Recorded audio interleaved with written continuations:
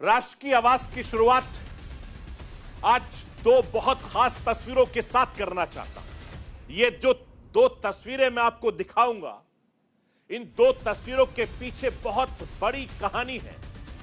ये दो तस्वीरें हर किसी को याद होंगी। एक तस्वीर साल 2014 की है।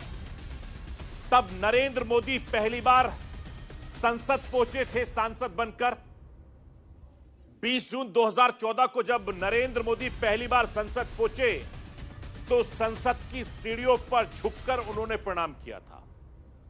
उस वक्त नरेंद्र मोदी की बहुत ज्यादा तारीफ हुई। और आज दूसरी तस्वीर 2024 की है, आज की है, जब संसद के सेंट्रल हॉल में एनडीए के सभी घटक दलों के बैठक में प्रधानमंत्री नरेंद्र मोदी जब संसद के सेंट्रल हॉल पहुंचे तो मौजूद तमाम सांसद नेता ताली बजाकर प्रधानमंत्री नरेंद्र मोदी का स्वागत किया। नरेंद्र मोदी ने साल 2014 की तरह इस बार भी पहले संविधान को नमन किया। नरेंद्र मोदी ने संविधान को माथे से लगाया।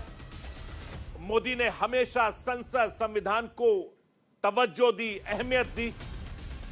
हालांकि विपक्षी दलों के कई बार नेता चुनाव में पीएम मोदी पर संविधान बदलने का आरोप लगाते रहे हैं, लेकिन प्रधानमंत्री नरेंद्र मोदी ने हर बार संविधान की रक्षा की बात की दुहाई दी। एक बार फिर से पीएम मोदी ने संसद में संविधान की कॉपी को नमन करके लोकतंत्र में अपनी गहरी आस्था को हिंदुस्तान की आवाम दुनिया को दिखा दिया है। और ये इसीलिए ये दो तस्वीरें बहुत ज्यादा खास रखती हैं। इसीलिए राष्ट्र की आवाज के जरिए मैंने आपको दो तस्वीरें इसीलिए दिखाई थी कि किस तरीके से साल 2014 की तस्वीर थी जब पहली बार संसद पहुंचे थे, और दूसरी तस्वीर आप है, आज की है।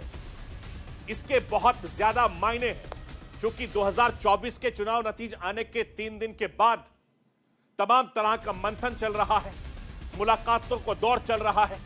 दिल्ली में पुराने संसद भवन के सेंट्रल हॉल में एनडीए का कुनबा इकट्ठा हुआ। एनडीए के नेताओं का जोश हाई दिखा। सबने एक साथ कहा कि हम साथ साथ हैं। एनडीए संसदीय दल की बैठक में राजनाथ सिंह ने तीसरी बार नरेंद्र मोदी को प्रधानमंत्री बनने के लिए संसदीय दल का नेता बनने का प्रस्ताव रखा था, तो एक ही सुर में सबने समर्थन किया। एनडीए के घटक दलों ने पिछले 10 सालों के काम का हवाला देकर 5 साल के लिए मोदी सरकार बनाने का दावा पेश किया। मैं आपको यह भी बताना चाहता हूं कि एनडीए संसदीय दल का नेता चुने जाने के बाद नरेंद्र मोदी पूर्व उप प्रधानमंत्री लालकृष्ण आडवाणी से मिलने उनके घर पहुंचे।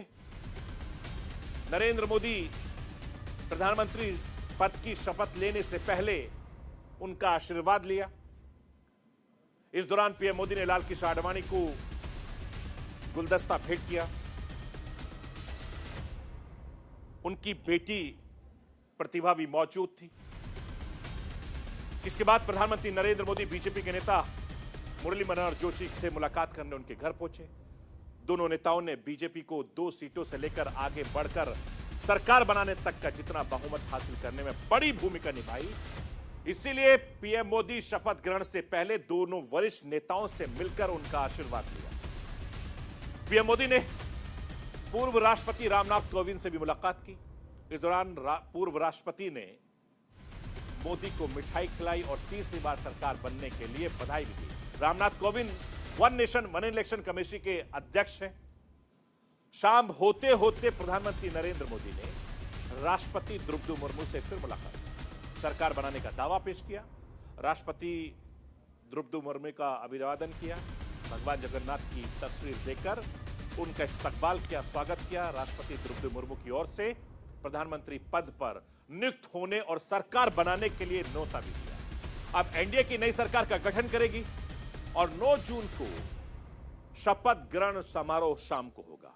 इस मौके पर प्रधानमंत्री नरेंद्र मोदी ने मीडिया से भी बातचीत की और बताया कि राष्ट्रपति ने उनको आमंत्रण मिलने की जानकारी दी है। मैं आपको नरेंद्र मोदी को सुनवाना चाहता हूं कि राष्ट्रपति से मिलने के बाद उन्होंने क्या कुछ कहा।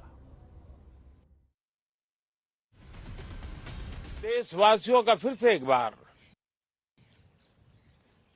ये अवसर देने के लिए हृदय से आभार व्यक्त करता हूं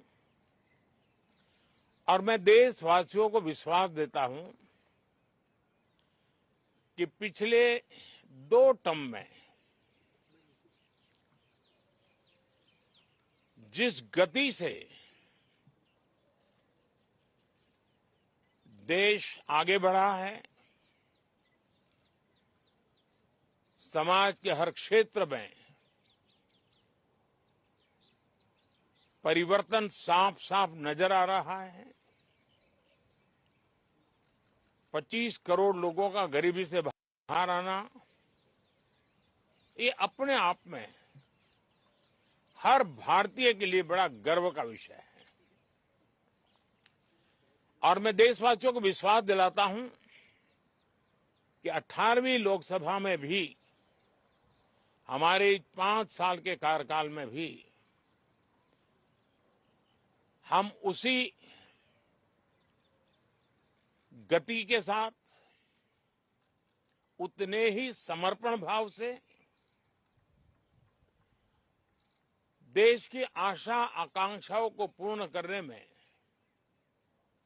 कोई कमी नहीं रखेंगे।